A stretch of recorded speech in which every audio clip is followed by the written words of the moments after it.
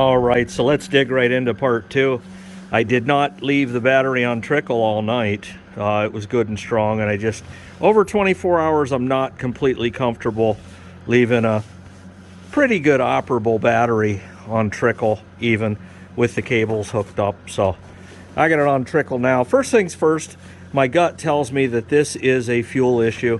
So what I'm gonna do is I'm gonna disconnect the line right here, the intake. This has been essentially elbowed and jerry-rigged, and I'm going to disconnect it right here and make sure we got good flow from the tank to the bowl to the carb. And then if that's the case, then I'm probably going to drop the bowl and see what kind of gunk we got in there, and I don't doubt that there is some.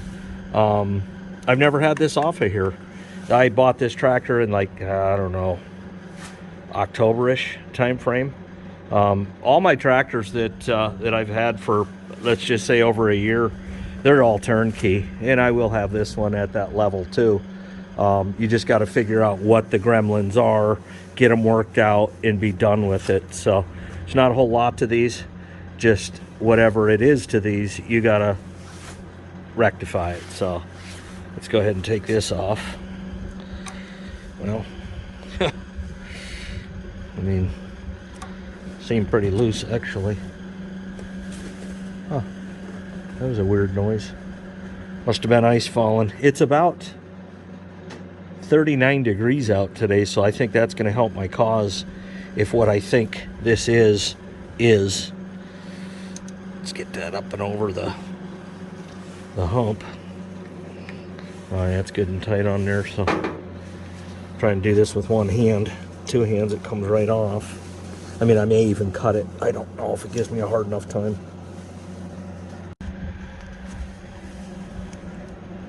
Yeah, we'll cut you right about there. They left me enough line to where it's not going to be an issue. Plus, I want to run it. They got it running around the front. I want it going around the back. The original hard line, if you buy the hard line, I don't know. When I bought mine for the M, it was about 35 bucks. I expect them to be about 50 now, if you know what I mean. But anyways, it comes around the back of this air cleaner. And they've got this. I don't know why you'd run a soft line and not put an inline filter in there. I mean, to me, the only reason you'd ever run a soft line is to put an inline in. Inline fuel filter. And this one will have it. Most Ricky ticks, so yeah, we're going to be bleeding here. Oh, there you go. There's your answer. We're getting fuel, but I don't know if it's good flow. Let's see. Doing this one-handed, folks. And that knife's about as sharp as a butter knife. There you go. Yeah. That's more than ample fuel. So fuel ain't the problem. And boy, look at that churning in there, boy. Churning and burning. Oh, that's sediment. So you know there's stuff in the carb itself. You just know it. Let me shut her down.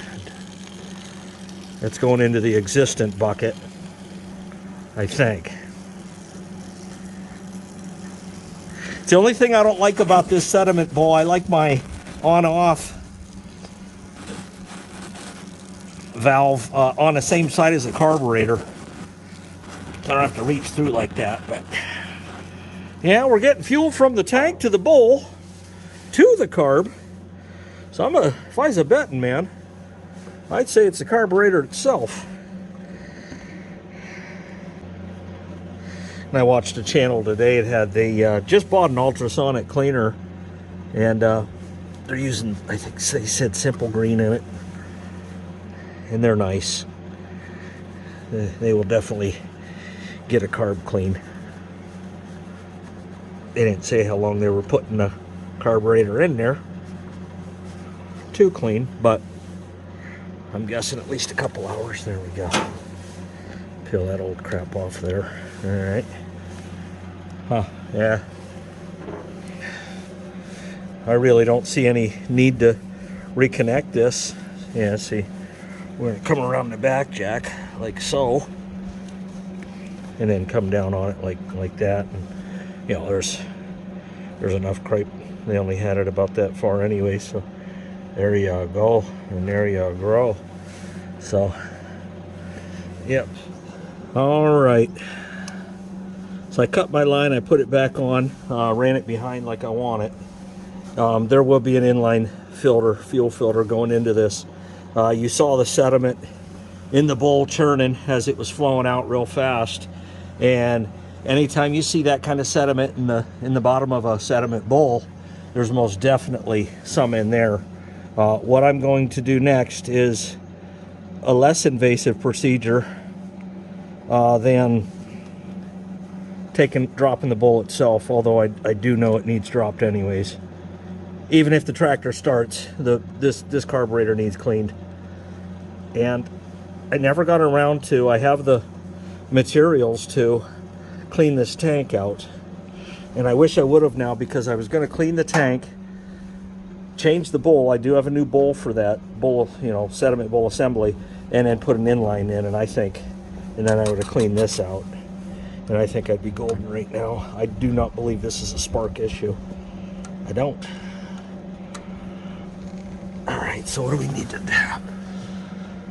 Okay, I'm gonna go get something to pull that, and I'm sure we'll get all kinds of interesting stuff out of there. Let's see what we got. That's too small, just the size of a cannonball. That fits. There we go. Let's see what we got coming out the hole. Now I have the fuel shut off obviously at the bowl, so it's not going to just run continuously, but I think I want to completely take this plug out if I can, just to, and I don't know, I may turn the fuel on to flush the bowl out and let things come out of there. All I'm trying to do is get the thing started. You know, this is not a complete clean out like I will do. Yeah, there we go. Got fuel in there, man. That it's cold too. It's like, yeah.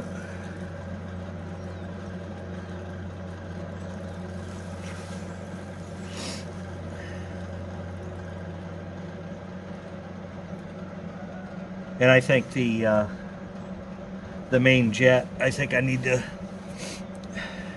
do is you throttle all the way up, and then you turn it down until you hear the tractor start to run rough, and then you turn it back to where you like it. All right, pain in the butt, man, having this thing on the opposite side of the, yeah, see, we're getting good flow in there, no doubt about that. That's just barely on. It ain't fuel to the carb, but it doesn't mean the jets aren't clogged. Oh, it's sparks since you're getting fuel to the carb. Yeah, well, you can get fuel to a dirty carburetor and you're screwed. And there's no telling, you know, the float itself might have a hole in it and be full of fuel too. So there's a multitude of things. There's just a magenta of things that could be going on right now. And it's just a process of elimination with these old tractors. I don't know, I mean, the newer ones, you know, computer driven, and, you know, not even allowed to work on them. Although I saw a video the other day, oh yeah, you're allowed to work on them. Yeah, I guess all those farmers that bought those new John Deeres were lying then. You know, you don't really own the computer system. That should be tight enough. So what I'm going to do now is open up the fuel, and we're going to try to start her up, see what happens. See if sometimes, you know, you just get it moving a little bit. It might make a difference if it is indeed fuel. All right, let's go WFO on the fuel bowl. We're gonna see, and then I'm gonna check for spark, and that means I'm gonna pull the middle wire off the distributor, see if I got a good blue spark, 1/4 inch or more, and I'm gonna go through each plug. Now, I have not changed the plugs. I do have a set for it to change. Basically, I've got everything I need to tune this thing up. Okay, there we go. We'll go, I don't know, a little bit of choke,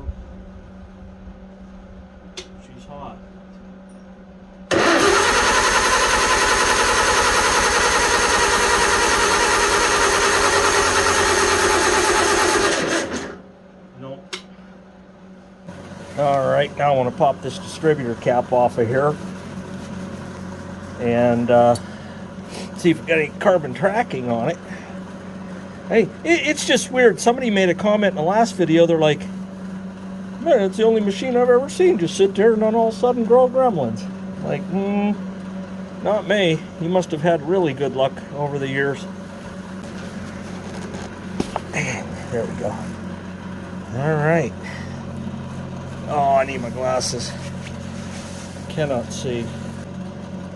Yeah, there's a pretty good little divot in the rotor.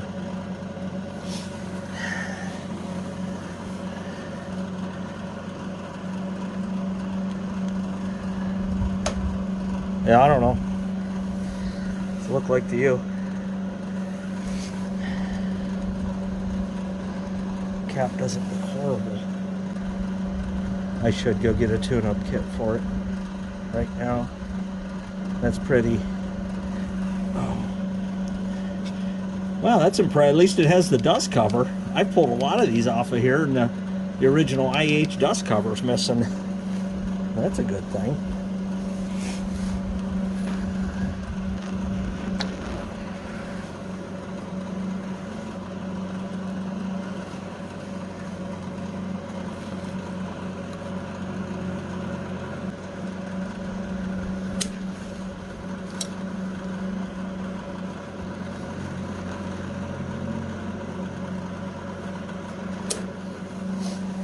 Well, there's your ballast resistor and a point system converted over to 12 volts. Got a ballast resistor. I think I need to run to the parts store and grab a couple of these. I know when they quit working, back when I had one of these on my M, they quit working, quit running, I should say. Change out the ballast resistor and you're in like Flynn. And out of there like Vladimir. Not much to them. Alright, so I went and got a ballast resistor. 16 bucks these little suckers are now. They used to, I remember when they were like $7-8. You buy a bunch of them and they only had, man, like 4. This is another reason, you know, to convert to electronic ignition, so you don't even need one of these. And I don't know, I may convert it, I may not, but we're going to go ahead and throw this on there. Boy, the birds are loving this. They've had about 4 straight weeks of lows, a lot of nights, sub-zero temperatures. That ain't fun. I don't care what kind of mammal you are. Polar bear, maybe. Oh, I went and got an Oreo McFlurry since it warmed up. Plus, I look like I'm losing weight, so that ain't going to work. Gotta keep that dad bod bought and paid for and stuff. Who's betting we plug this in and it starts? Leave a comment down below. Although, where else would you leave it if you didn't leave it down below? Up above. There we go. And there we might grow. Okay, we go right there to that. I need my glasses. Oh, I remember the day when you could just do stuff, not have to worry about glasses. Alright, you slide onto that one. Come on, bro. Here we go. Alright, I got the dust cap off. And what I'm checking for right now is, do I have spark at the point? And what I did, I bought a tune-up kit for it, but what I did is I, just because I know I'm going to need one even if I don't right now, and I just took the gapper that they give you with the kit, which I am pretty sure is about 22 thousandths, and I just kind of rubbed it on the points, and we're going to see if we have spark. I don't know if you'll be able to tell necessarily in the camera, but do my best.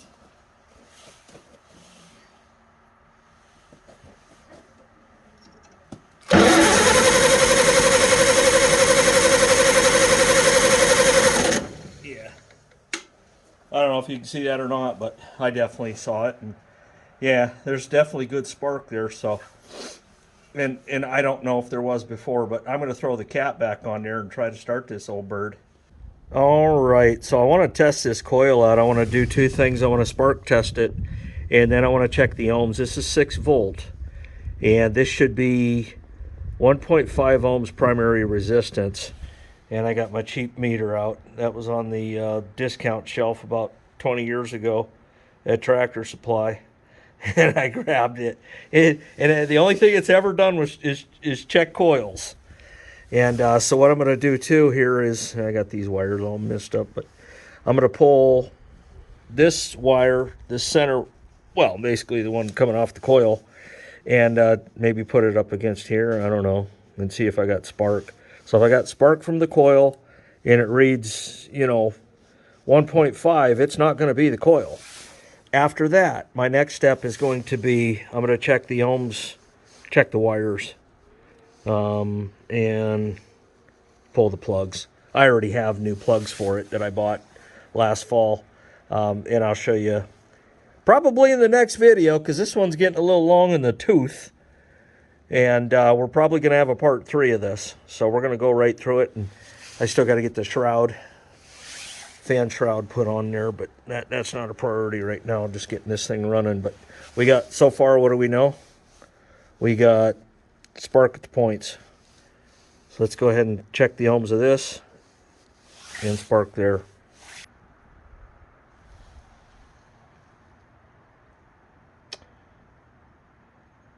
One, 4, 1, 3. Yeah, I consider that within the correct parameter for ohms. Funny thing is, it'll tell you if it's bad, but checking that way, it doesn't tell you if it's good. So we're going to check for spark now. All right. And a couple things I got to do here. I want to kind of get this pinched up somehow. Well, there's a little gap in there, about 1/8 of an inch. So I'm going to turn it over and see if we got spark from the coil that read well, in my opinion. 1.4. Brand new out of the box, they're 1.5. Yeah, I'm okay with that reading. But let's see what we got here.